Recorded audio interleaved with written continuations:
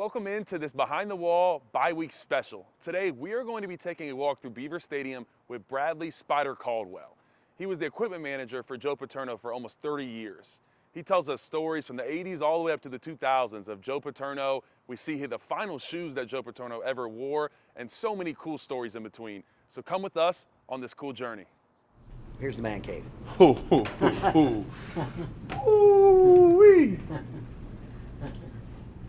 I don't even know Where to start? where to start in here. Oh man. My friend, I love Wisniewski. That's my guy. Yeah. I do Bible study with Niewski once a week. And, we actually go out and golf too. He's a great guy. He is. Great guy to have back around. His family, see, Bobby played with his dad. His dad. Yeah. Yeah, right. And Leo. And his uncle was Steve on the 86 team. Yep. So he played with them. Yeah, a lot of these memories. These are just pictures of guys I have good memories with. Yeah. Reagan and Joe. Yeah. So that's when I'm a student. Okay. Look, I photobombed. That's me in the brown jacket. You're right there. Yeah. And I'm retrieving President Reagan, and that's Vice President Bush at the time, who became president. Oh, that's Isn't that crazy? awesome. So that was a cool story. And Bobby's in that picture. He's in the back.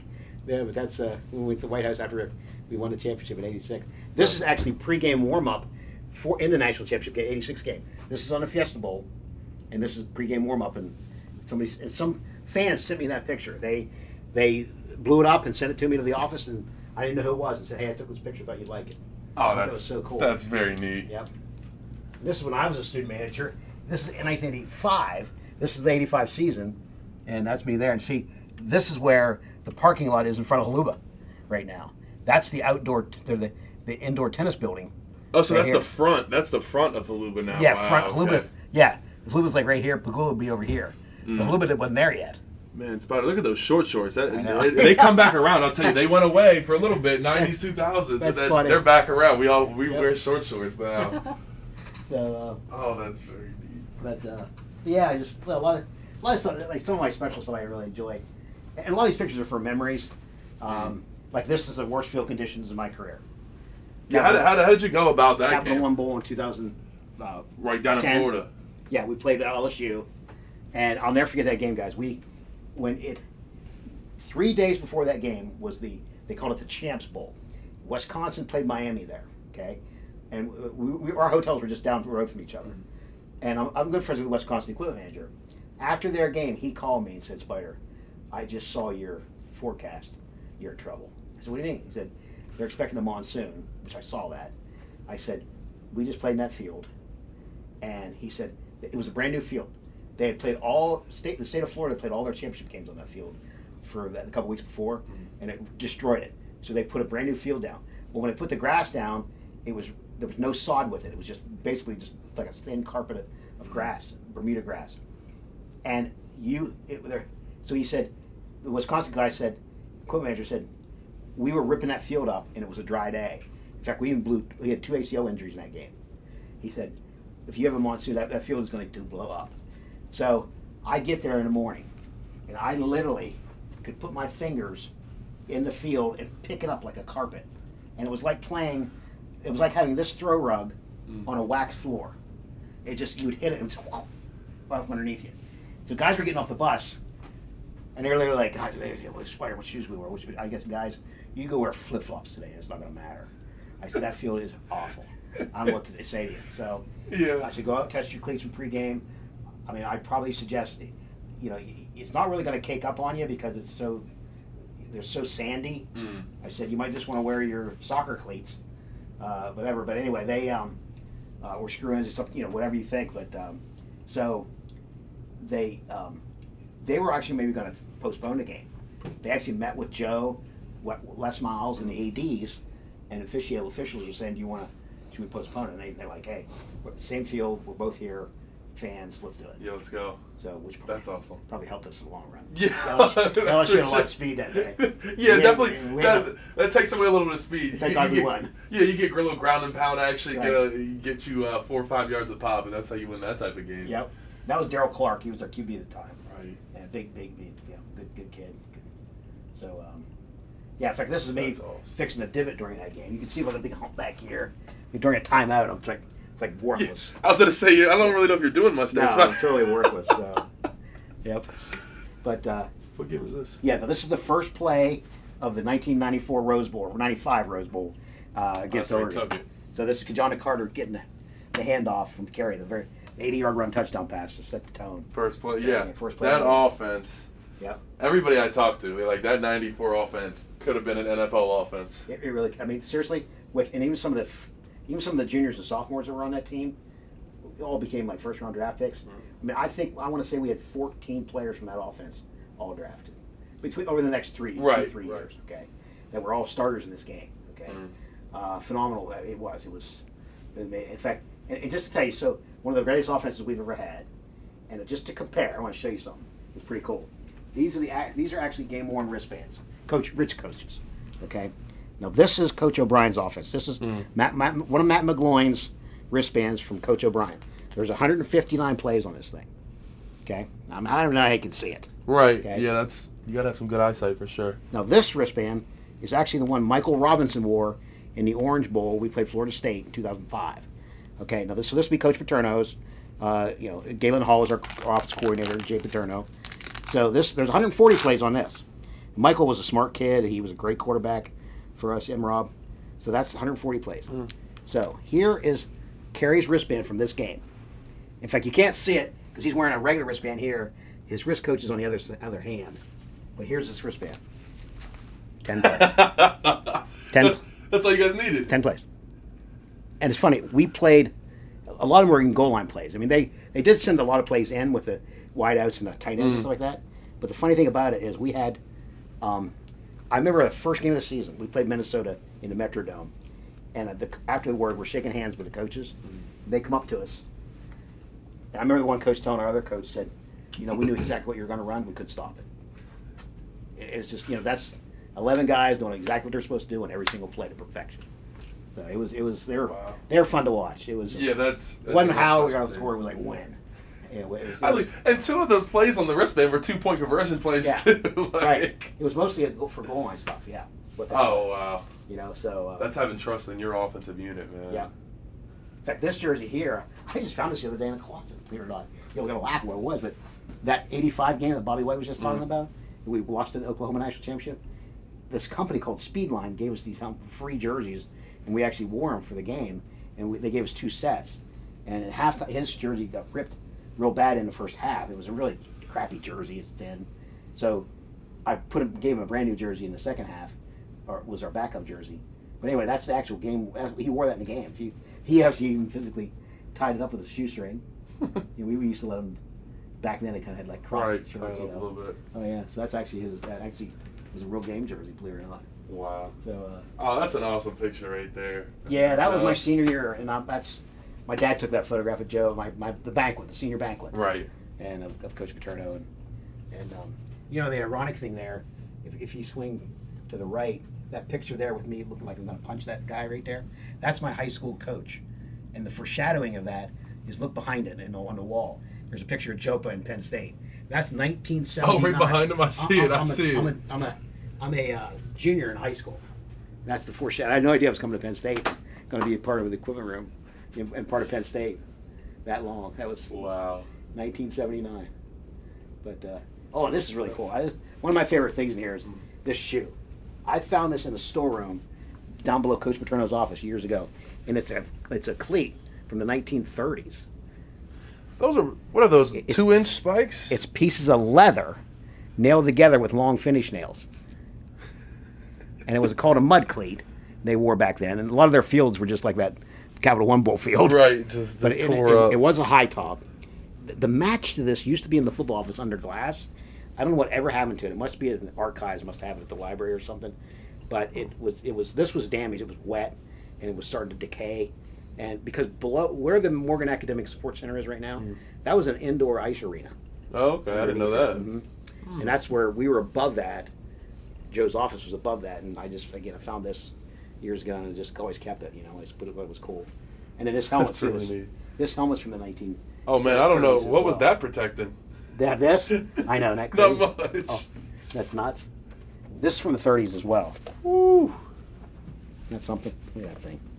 What if you had like a double XL head? I mean, how are you? You just I it know. looks like it kind of morphs. It's almost like Yeah. a boot. Like you Yeah. you put it in some water, throw it on your head. It's going. And it was a lot more flexible because it's so dried out now with Yeah. leather. So it probably just it was just Just pop it right that's on. something. But yeah, I always thought that was amazing too. I found out just historically, we started painting these leather helmets white in 1938. So this would be before 1938. Wow. That's pretty neat. I didn't know he had 8 yards per carry in that 02 season. Yeah, he was amazing. Wow. He had a really neat style too because he just kind of glided. He was deceivingly fast. He took these big long strides because he was like 6'3", almost 6'2", and he was very deceptive, but his speed was amazing. But yeah, that's why we played Florida Gators and in the bowl game. We lost them for some reason. We started throwing the ball. We're like, For some reason. yeah, we got this. Who was the running back. quarterback in 02? 02 was that was not Kevin Thompson. I think it was. I don't remember that. It was either Rashad Casey or Kevin Mills. I forget now too, because we had a couple rough years there in the early 2000s. That was Right. that was a positive year there. So. But I remember Evan Royster in the NFL, but I didn't know he went here. yeah, I didn't know that. I remember hearing his name when I was younger. yeah. And then that's Postlesny and Yeah. Lavar's helmets. We used to have back then. We had, before the concussion thing got really bad, we always had a rule. We gave them a freshman. You got a new helmet. We'd recondition it for 1 year, then we give you a new helmet your sophomore year or your junior year. So that's their freshman and sophomore helmets. They kept their senior helmets. Right. Okay, but those are actually 2 helmets that they wore, and I have them specially modified inside. I mean, they could probably sue me to this day for some of the stuff I did. They had the weirdest head. Those 2 guys had very interesting shaped, crazy heads, and to make their helmets fit them right. Right. But I have all kinds of shims in them and all kinds of stuff. But that's why I always kept those, just for my own personal. But 2 great guys, 2 fantastic players too. Yeah. They were no awesome. doubt. So, yeah, just a bunch of little trinkets. A lot of sideline passes from different games. yeah. And a lot of these have special Yeah, a memories. couple Preston. So you guys met Bush when he was vice president. When he and then came yes. back in that was 86? Yes. When you guys met? When we met, 86 was the Reagan one. Okay, then he was president in 92. And he was coming back for his re-election campaign, which he lost. And that was the Old Main, steps of Old Main there. And he was friends with Jopa. And Jopa actually did his seconding speech at the Republican National Convention. Joe. And so while he's there, we were actually in the locker room after he spoke at Old Main. We get an announcement, hey, guys, everybody head to the squad room. The president's coming. We're like, what? So he surprised Joe and said, I would like to come over and say hi to the team. So the motorcade came in. We all had to be down there. The Secret Service came in about 15 minutes ahead of time, swept the building, and then we were all in the squad room. So I'm actually sitting on the steps of the old squad room, and he's there talking to the front of the team, to all the players there. Man, you don't see that anymore. Presidents showing up. I know. That's how you know how legendary Joe Pye is. Yeah, and that's something. Presidents coming in, surprising Right. him. I mean, and this stuff here, that's some of my special stuff here that I really cherish. Is I have a couple things for Joe, which this will be in the museum someday. I hope. These are his last pair of shoes he ever wore. These were custom made by Nike for him. If you see, that shoe up there was called the Air Commander. They made that. They stopped making that shoe in 1995. But I had about a dozen pair. Thought, oh, that'll last his career. Well, he lasted longer than 12 years. yeah. So I got this coach's shoe I got in that year. He really didn't like it. So he said, I'll just wear my old ones. Don't worry about it. I'm like, okay. So I said, I'll get a couple other different pair for you, coach. So I got a couple more pair in from Nike. And he said, nah, I don't like those. I'll just wear my old ones. Don't worry about it. Okay. So I told Nike that. Nike said, we'll make them. So they ended up making 6 pair of shoes. Okay. If you even look here, it even says here, this was pair number 5. It even says inside there, sample, property of Nike, not for resale. One of ones, huh? Yep. And in fact, this is how they came. So they came to me like this. They came in a box like this. They sent 6 boxes. See his name there? Right. This is pair number 6. Brand new pair out of the box. Never worn. Nope, never worn. This is the guy who made them, Poo Chen. That's all the specs on the shoe. What all it was made of. Mm. Yeah. So, pretty cool. That's really neat. And then this jacket, that's a custom made jacket too we made. That's that was the coaches that's what all the coaches got that year for a raincoat. It's like fleece lined raincoat. But Joe would always come to practice cold. And he always looked cold by the end of practice. So we actually had heat. We had to make the company in Canada called Gerbings. We sent it to them, and they put heat panels in it. I guess they do it for a lot of the Canadian Football League coaches. Right. So it's actually a heated battery powered jacket, like battery powered socks. And he loved this thing. So he wore it for practice, and then he started wearing it for games. So he wore it for 2 years. And if you see here, that's a famous picture of Joe when he won his 400th win, and that's the coat. No, that's the coat he had on? Uh-huh. That's the coat he had on. He wore this for about 2 years on the sideline. Wow. Yeah. Was he particular at all? I know you said he was cold very often, but was he particular about what he wore, or was he kind of just, give me whatever? He was not, like, he always was, whether he had a coat and tie, or he was always at least a warm-up jacket with his tie on and pants. So I didn't really have to worry about him for games. The only thing I had for him was I had a warm-up, had a little raincoat, and then just, his locker was real simple. I mean, it was literally, I'll never forget, I don't know if I told you this story, but we went to FedEx Field to play Indiana. It was really odd. It was Indiana's home game. Really, at FedEx? FedEx Field. Well, is that Maryland or Virginia, technically? No, it was... It's not D.C., is it? No, it's kind of... It's Landover, Maryland, yes, I think, correct, right? Yes. Yeah. So, and it was Indiana's home game. They got more money. They actually got more money coming there, so they did it. And and obviously we had a great crowd. So we get down there, and it's the first time I was at FedEx Field. And so pro stadiums have like a clubhouse manager that always greets you and takes care of you, when you go to a pro stadium. So the guys showed me around, and they said, hey, they were showing me the locker room and everything. So they have the coach's room, and then they have the head coach's room. So they showed me the coach's locker room, and there was this little table in there had a little tablecloth on it and flowers on it. I'm like, what's that for? They said, oh, well, we just played, the Redskins just played the Eagles on Monday Night Football. And that's the table they set up for Andy Reid. He likes that. So the equipment guy would put his snacks on it at pregame and halftime, and then after the game, he put his toiletries on this table. I said, we just thought, since you guys were coming and Coach Paterno, we'd leave it there for you guys. I'm like, get that thing out of here. Joe comes in here and sees a table with flowers and this thing. He's like, get that out of here. So I'm like, okay. I said, I told the guy, I said, you come back in about 2.5 hours, and I'll show you what Joe Paterno requires in his locker. Okay. Right. So, sure enough, the guy comes back. I said, come here. He goes in there. All we literally had in there was, I had his shoes with his rolled up sneakers, or his rolled up socks, all polished to perfection. We had his rain jacket that was possibly going to rain in there, and his 2 hot dogs. He always had 2 hot dogs with mustard for pregame meal. No ketchup? No ketchup. Just mustard. So we had him sticking up there. So I said, and an index card with a magic marker that said Paterno. That was his locker tag. An index card. Okay? The guy's like, that's awesome. He's taking pictures of it. He said, that's I love it. That's old school. He said, I can't believe it. So he was loving it. So that's how semi-low maintenance Joe was when it come to equipment or needs. Right, like that. right. So, yep. But, wow. Yep. Do you know who this belongs to? Yeah, I mean, this is a. That's. Can I pick it up? Yeah, go ahead. No, I mean, that's absolute boot right here. That was Levi Brown, played offensive tackle for us on our 2005 Orange Bowl team. Right. He played for the Arizona Cardinals for about 9-10 years. Levi's it's an 18, size 18. He's the biggest. Size 18. He's the biggest football shoe I've ever put on a guy. 18. Wow. Yep. I've had a couple of 17s, got a bunch of some 16s. Yep. Courtney Brown was a 16. Really? Yeah, I believe it.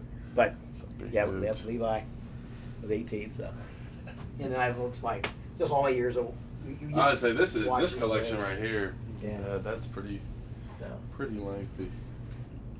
And then my wife did all the sewing for the team, like all the repairs after games. I would take the jerseys home, and she'd physically sew any rips and tears, and then she did the names when Bill O'Brien, when we put the names on for a couple of years, and then she also all the bull patches. She did the bull. She patches. sewed on the bull patches Yep. herself. Yep. There's a little history of the bull patches. I can actually walk you through it here. It's kind of interesting too. You might just find it interesting. That's Donald Awesome. Smith. Right. Yeah, I know. I've seen that picture you on. yeah. Yeah, This is at awesome. Syracuse. This picture's at Syracuse, where before the game. I know that's the most legendary one. I know that one right there. Yeah. That's the legendary photo. Can we get a straight on that too? That's. I think that's just so cool that we had two. Yeah. That we had two different presidents. Like. Yeah. I mean, It is. talk about the power and influence Yeah. that Joe Paterno had. I mean, that is something special. Yeah, it really is.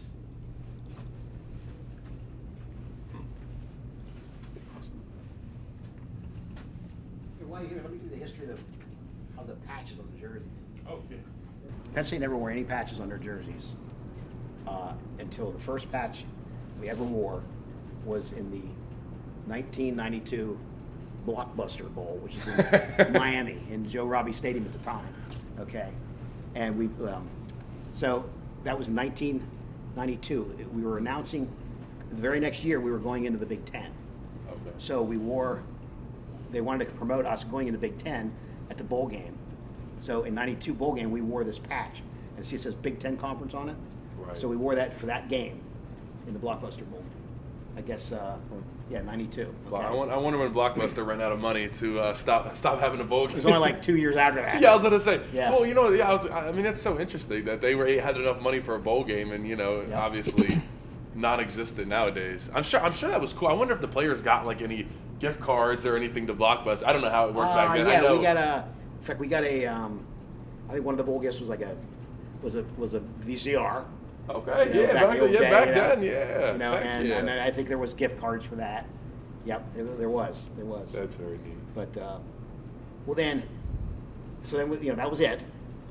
Then we had a year in 1995 that was the centennial year of the Big Ten. Okay, well, now we're in the Big Ten for just 2 years, 94, 95. It was the 100th year of Big Ten, so they wanted everybody to put a patch on their jerseys. Well, Joe didn't want to. Players said, no, we don't put patches. That was just a special occasion. So for the whole season. So Joe said, so we come up with the idea, let's put it on the pants. So we actually wore it on the side of the pants. Just stay there, I'll be right back. I can show you that. This guy. Outback had a way cooler. We actually wore these pants in 1995.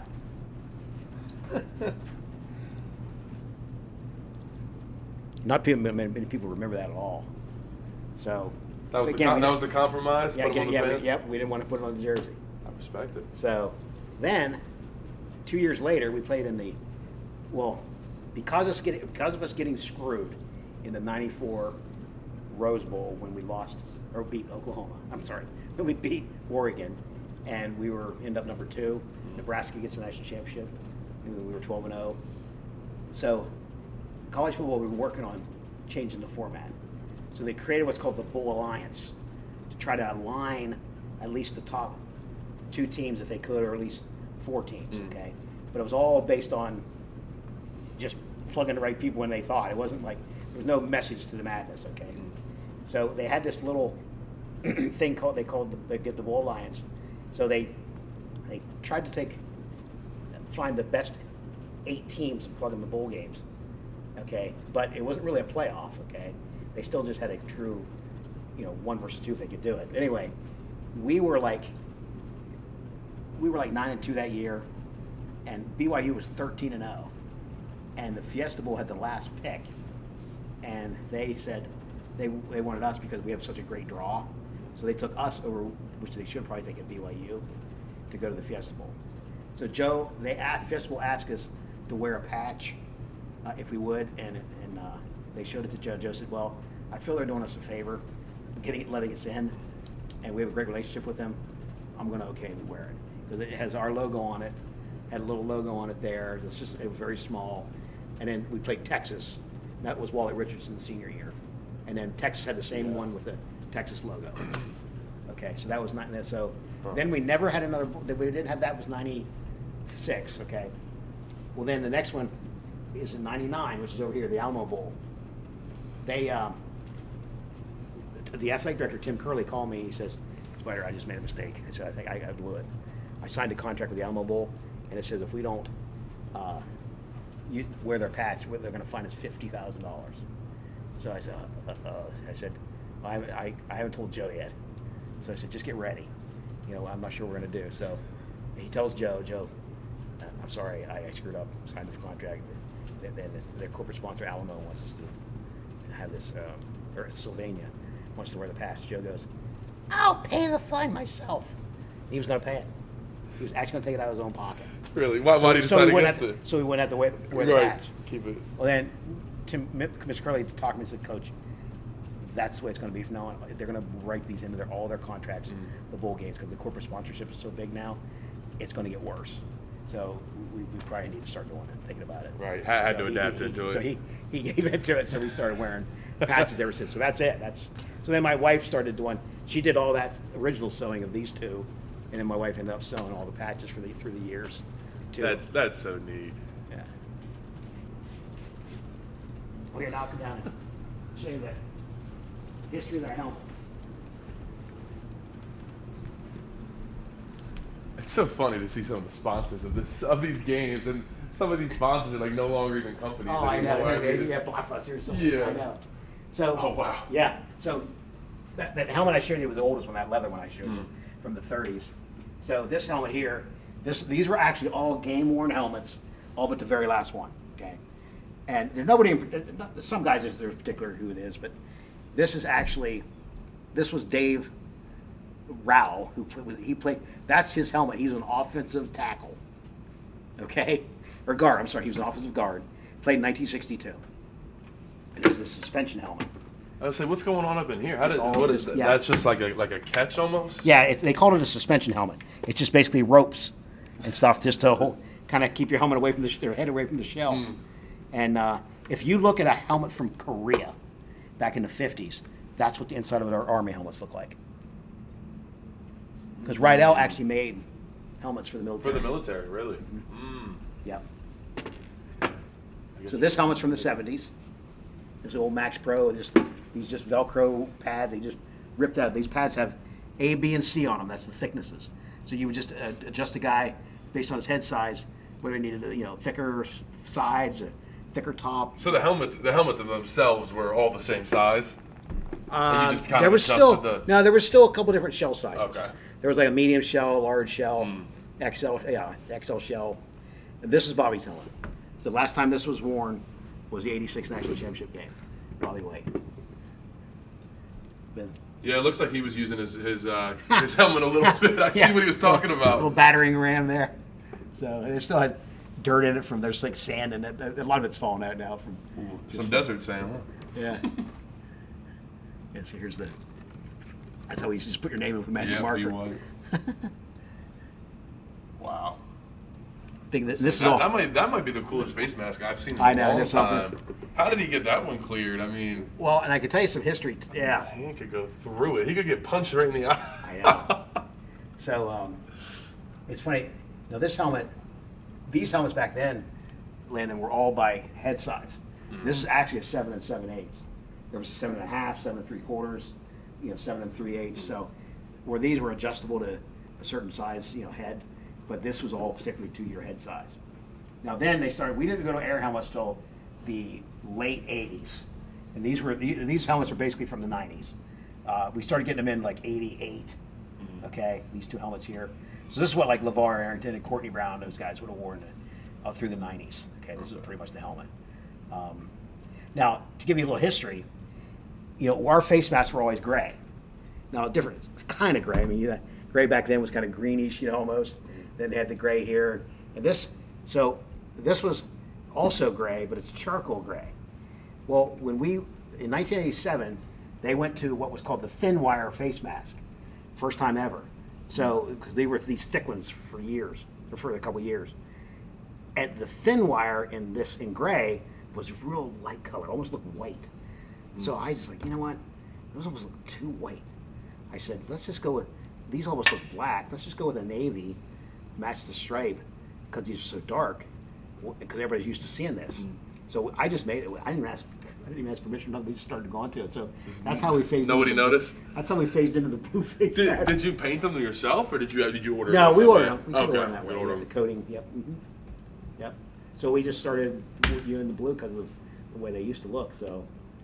But, I didn't even notice we used to wear grayish face masks. Yep. And if you look on our throwback uniform, we do the Generation of Greatness, which is on the very end. That's a gray one. Oh, right. Yep. Huh. So then these helmets are from 2000 up. Okay. In fact, this is Dan Connors, one of his helmets, one of Dan's. Yeah, it looks like we're still using the crown a little bit. Yeah. Yes. Yep. So these are just different versions of, the Shuts Ion and this and it Yeah. phased out, and the Vengeance helmet, and I need a couple more. I talked to Ben, and Cruz, and I need to get a few more Yeah. updated here. So, Definitely do.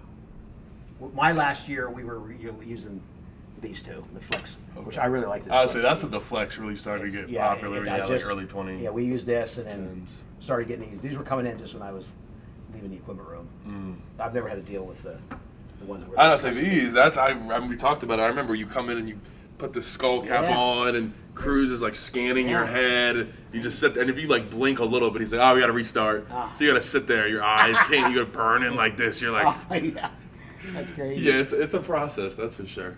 But that's I love like looking at this. Like, what was that around? His like, was that just some? those are his knee braces. Those are his. Oh, Yeah, really? Yeah, that goes up above his knee pad too. They kind of, a lot of those guys wore those that year. The linemen especially. See the blood on his. He's got right on his Yeah. left thigh. Yeah. Yep. Some Yeah. Testaverde blood, maybe. Yep. Who knows? Yep. Pretty cool. Wow. This will pretty much tell the story.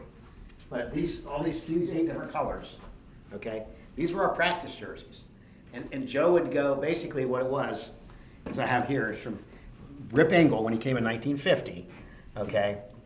This is started by Coach Rip Engel, continued by Coach Joe Paterno. These different jerseys were part of the Penn State football practice for 61 years. First team was light blue, second team green, gold was third team, white was fourth team, and then the navy was this. So Joe would always yell out, okay, I want blue versus maroon, green versus orange, gold versus navy. So that's how he did it. Oh. It was crazy. That's a neat way to keep everything organized, keep guys in, And what you did, you would when you come in the morning after the week, Monday morning, you come in. I get a call from the coaches, all the position coaches. Hey, move Bobby White from blue down to red. He screwed up. Or hey, move him up maroon up to red or navy.